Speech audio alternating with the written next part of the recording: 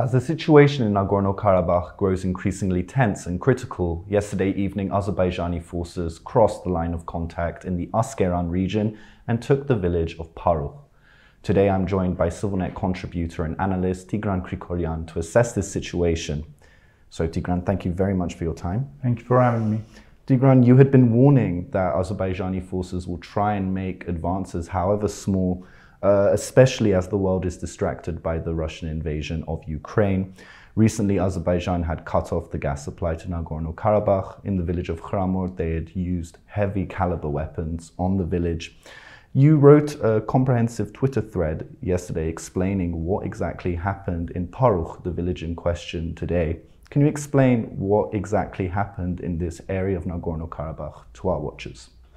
So a couple of days ago, the Russian peacekeeping force in Nagorno-Karabakh initiated a negotiation process between the units of Nagorno-Karabakh Defense Army and the Azerbaijani armed forces.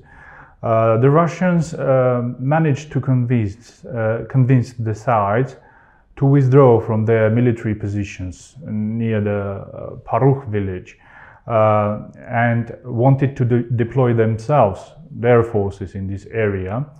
So the Armenian side complied and withdrew from the area, but the Azerbaijani side jumped at the opportunity and entered the village, took control of the village. This escalation has been going on since the start of the Russo-Ukrainian war on February the 24th. As you remember, Azerbaijan has been engaged in an intimidation campaign, particularly towards the inhabitants of these borderline or frontline villages of Khramort, Parukh, and other villages.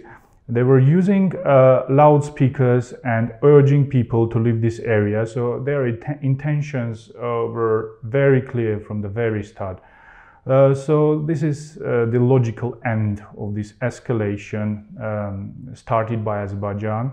Azerbaijan utilizes the international community's preoccupation with the war in Ukraine and tries to achieve some tactical gains in this area. I think their main goal is to occupy Khramort and the Karagluhite, which is situated near these borderline villages. It is a height of strategic importance and gives a huge advantage to the side which controls it. So in the coming days, they will probably try to take control of the Karagluhite and also the Khramort village.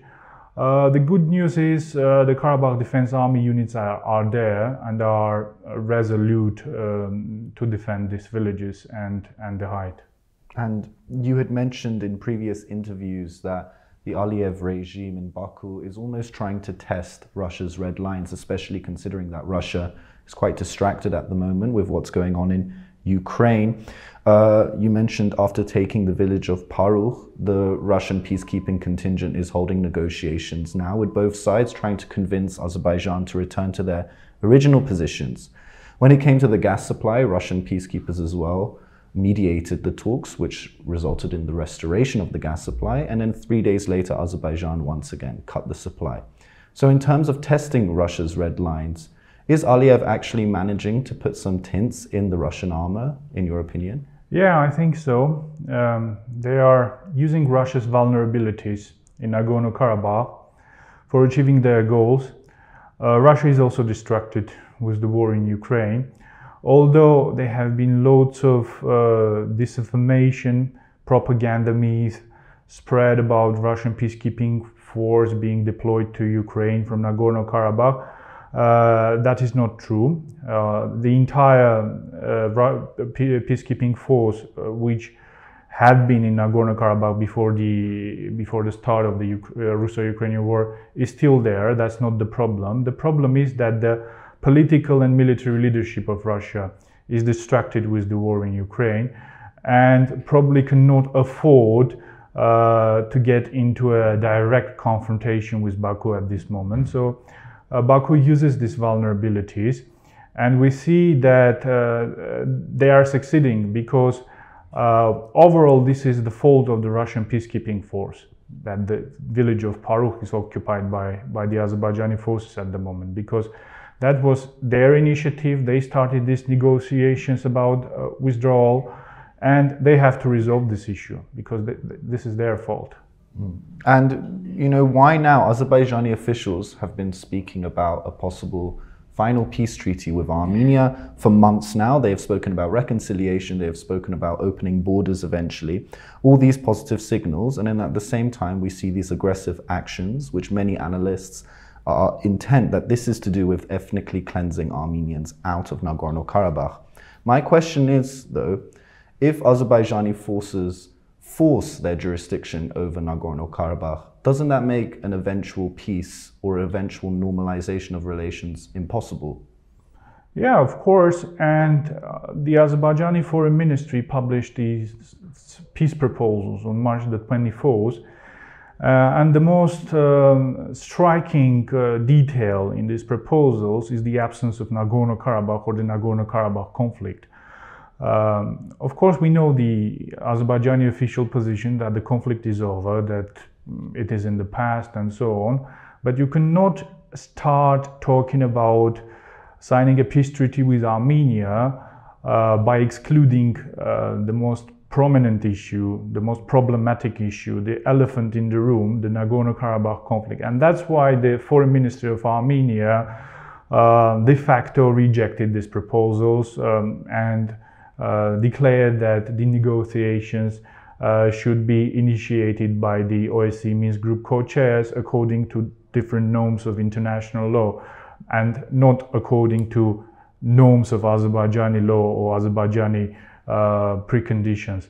The long-term policy of the Aliyev regime in Nagorno-Karabakh is indeed the ethnic cleansing of the territory. This has become obvious in the recent weeks. If like a year ago we had to make an effort to explain to different foreign observers that that's actually what they are doing, now it's pretty obvious. They are not even concealing it. They are warning the population, saying if you don't leave your homes,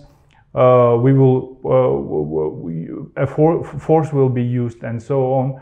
We saw that they hacked the Facebook page of the Nagorno-Karabakh parliament, threatening the population, saying that they need to leave the territory. And in this situation, the international community, and especially people who are actively engaged in the Nagorno-Karabakh peace process, both on track 2 level and on expert level, should become more active. It's impossible at the moment to use this both-sidism approach that has been prevailing in the last decades in the Nagorno-Karabakh context. There is one side which is clearly trying to ethnically cleanse a territory from its native inhabitants, and if you are keeping silence, that means probably that you are complicit in that. I mean, the Hadrut region was majority Armenian, and now it has been completely depopulated. Why do you think President Aliyev and his team want an empty Nagorno-Karabakh? What political capital do they get from that? I think there is an understanding in Baku that the final resolution of the Nagorno-Karabakh conflict is possible only without the Armenian population of Nagorno-Karabakh being in Nagorno-Karabakh. So their formula is land without people. And it's a long-term strategy. Before the war, they were calling their strategy strategic patience. I think now they are also strategically patient. They are not hurrying it anywhere. They are just initiating these small escalations, intimidating the population, creating artificial difficulties for the people, the gas issue, and so on. So their long-term aim is indeed to force people to leave the territory on voluntary basis. And that's, in their understanding, is the final resolution of the conflict. Because as long as there is an Armenian population in Nagorno-Karabakh, in their understanding, this issue won't be resolved. And finally, I want to get your reaction to a tweet put out yesterday by the official page of the Ukrainian parliament, which basically congratulated Azerbaijan on pushing back the Russian peacekeepers, according to the tweet. And this was referring to the taking of Parukh. What was your reaction when you saw this? I think it's beyond comprehension. Armenia has exerted maximum efforts to keep neutrality in this war.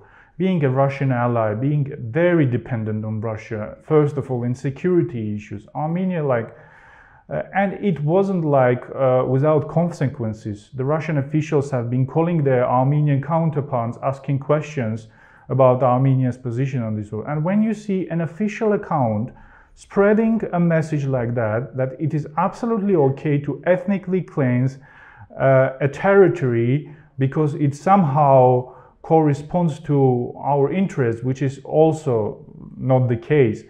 I think a lot of misinformation and disinformation has been spread in Ukraine about Nagorno-Karabakh. Lots of people draw parallels between Nagorno-Karabakh and the so-called Donetsk and Luhansk People's Republic, which is absolutely ridiculous. There has been an international consensus on Nagorno-Karabakh.